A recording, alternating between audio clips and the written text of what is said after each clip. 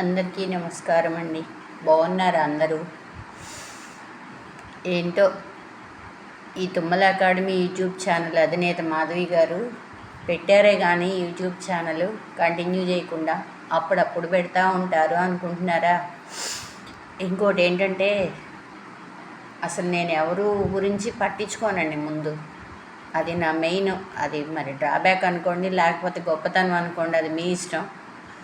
ఎందుకంటే ఒక విద్యావేత్తగా మంచి పేరు పొందిన దాన్ని పొన్నూరు మండలంలో ఆ విద్యలో ఉన్నటువంటి ఆ విద్య నేర్పే విధానము మేము చదువుకున్నప్పటికీ ఇప్పటికీ ఇప్పుడు వచ్చిన మార్పులను చూసి ఆ బాధ తట్టుకోలేక తల్లిదండ్రులు ఇద్దరూ కష్టపడుతుంటేనే ఈ రోజుల్లో చాలట్లేదు ఇంట్లో ఆదాయం, పిల్లల్ని పట్టించుకోవటమే లేదు, ఆ టైం కుదరటం లేదు. పాపం అది తప్పండి, పాపం అనకూడదు. తల్లిదండ్రులు పిల్లల్ని పట్టించుకోకుండా ఎందుకుంటారు కానీ, కాకపోతే వాళ్ళకి టైం కుదరటం లేదు, మంచి మాటలు చెప్పేవాళ్ళు లేరు. వెనకటి రోజుల్లో ముస్లింలు అంటే నాయనమ్మలు, తాతమ్మలు, ఆ తాతలు అలాంటి వాళ్ళందరూ కూర్చొని చక్కగా మంచి మాటలు చెప్పేవాళ్ళు. ఈ స్కూళ్ళల్లో అంతా డబ్బుమయం అయిపోయింది. ఇవన్నీ చూసి నాకు నా మనసుకి తోచినటువంటి మంచి మంచి విషయాలు అన్నీ కూడా చక్కగా మీకు యూట్యూబ్లో పెట్టడం జరిగింది. ఒక నెల రోజులు కంటిన్యూగా ఆపకుండా పెట్టాను. విద్యా వ్యవస్థ ఎలా ఉంది, మనిషి మనం ఎలా నడుచుకోవాలి, పిల్లలు ఎలా ఉండాలి, తల్లిదండ్రులు ఎలా ఉండాలి, పిల్లలకు మంచి మంచి కథలు ఇలాంటివన్నీ పెట్టుకుంటూ వచ్చాను. ఏ కారణం లేకుండా పిచ్చి పిచ్చి మాటలు మాట్లాడకూడదండి. జీవితంలో పైకి ఎదగాలన్నా, మనం కిందకి పడిపోతున్నాము అన్నా మన నోటి మాటల వల్లే అన్నీ జరుగుతాయి, నేను నమ్ముతా ఖచ్చితంగా. మంచి స్థాయిలోకి రావాలన్నా మన నోరు అదుపులో ఉండాలి. మనం పతనం అవుతున్నామన్నా మన నోటి వల్లే, నోటి మాటల వల్లే అనేది గ్రహించుకోవాలి అందరూ కూడా. నేనేంటంటే డబ్బుకు ప్రాధాన్యత ఇవ్వనండి. మనిషి మనస్సు, మనిషి మానవతా విలువలు అనే పదానికి ఎక్కువ ప్రాధాన్యత ఇస్తాను నేను. డబ్బులు ఉంటేనే మనకి అన్నీ జరుగుతాయి అని మాత్రం నేను అనుకోనండి. మరి కరోనా వచ్చినప్పుడు కోట్లు ఉన్నాళ్ళు కూడా మరి వాళ్ళు తీసుకెళ్ళి ఆస్తులు మొత్తం మా హాస్పిటల్ వాళ్ళకి ఇచ్చిన ఎవరు బతకలేదే. మరి డబ్బున్న వాళ్ళకి బతుకుతారు కదండి, మరి బతకలేదు కదా. అందుకని ఏంటంటే డబ్బుకు ప్రాధాన్యత ఇచ్చే వాళ్ళు ఎవరు నా దగ్గరికి రారు, నాతో మాట్లాడరు. సాధ్యమైనంత వరకు నేను అలాంటి వాళ్ళకి దూరంగా ఉంటాను. మనిషిని మనిషిగా గుర్తించి విలువిచ్చే వాళ్ళ కోసమే నేను కూడా, నాకు కావాలంటే మన ప్రాణం ఇచ్చేనే సరే వాళ్ళని కాపాడుకోవటం నా యొక్క అలవాటు. అది అంటే మన కుడి చేతితో చేసే పని ఎడం చేతికి తెలియకూడదు. అందుకని చెప్పేసి తెలియకూడదు. కాబట్టి నేను ఎవరికి కూడా బయటికి ఏ విషయం చెప్పనండి. అసలు నేను ఈ దానం చేస్తున్నాను, ఈ సహాయం చేస్తున్నాను, వీళ్ళకి ఇది చేస్తున్నాను, అది చేస్తున్నాను అని నేను ఎప్పుడూ చెప్పను. మీరు యూట్యూబ్లో నా ఫోటో కూడా ఇంతవరకు రాలేదు, చూసారో లేదో మీరు. అందుకని చెప్పేసి ఆ యూట్యూబ్లో సబ్స్క్రైబర్స్ని పెంచుకోవటం, ఏ పడితే ఈ విలువ లేని మాటలు పెట్టడం, అవన్నీ చేసేసి ఏదో డబ్బులు వస్తే యూట్యూబ్ ఛానల్ పెడితే అందుకని పెట్టింది కావాలని చెప్పేసి కుక్కలు మురిగినట్టు మురుగుతున్నా కూడా నేనేం పట్టించుకోవట్లేదండి. దాన్ని నేను అసలు ఆ విషయాలే పట్టించుకోవట్లేదు. మురుగుతానే ఉంటారు, నాకు వినపట్టలేదు అనుకుని తిరుగుతూ ఉంటా. నేను ఎందుకు పెట్టానో నా ఉద్దేశం ఏంటో నాకు తెలుసు, ఆ భగవంతుడికే తెలుసు. నా దగ్గర ట్యూషన్ పిల్లలు ఉన్నంత వరకు వాళ్ళని ఎంకరేజ్ చేయడానికి, వాళ్ళకి ఎలాంటివి చేస్తే బాగుంటుంది అనేటువంటి ఉద్దేశంతో పిల్లలు నా దగ్గరికి చదువుకోవడానికి వస్తారండి, బాగా చిన్న చిన్న పిల్లలు. అందుకని వాళ్ళతో మంచి మంచి వీడియోలు చేసి వాళ్ళ చేత వాళ్ళకి ఇష్టమైనవి అన్నీ చేపించి దీనిలో పెడుతుంటే చూసి సంతోషపడి బాగా చదువుకుంటారని అలా చేశాను. ఈ పుట్టినాక ఇంతవరకు నేను నా జీవితంలో ఇంత ఎండలు, ఇలాంటి వేడి నేను ఎప్పుడూ చూడలేదండి.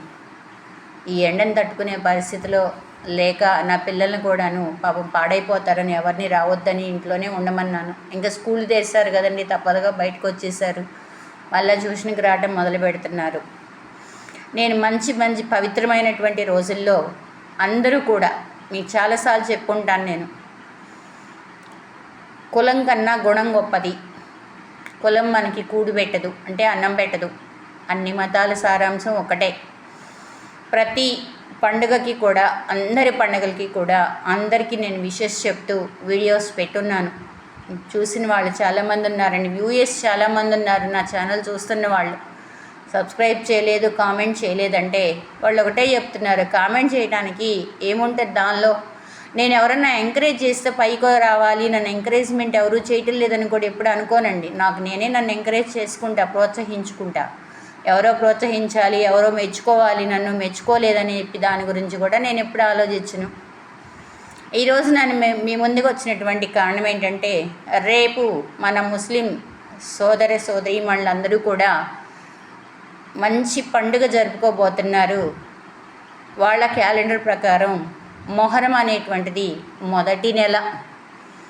ఈ మొహరం పండుగ శుభాకాంక్షలు చెప్దాము అనేటువంటి ఉద్దేశంతో ఈరోజు మళ్ళీ యూట్యూబ్లో వీడియో చేస్తూ మీ ముందుకు వచ్చాను, మీ మాధవిని. ఇస్లాం క్యాలెండర్ ప్రకారం మొహరం మొదటి నెల. దీన్ని ముస్లింలు నూతన సంవత్సరం ఆరంభంగా భావిస్తారు.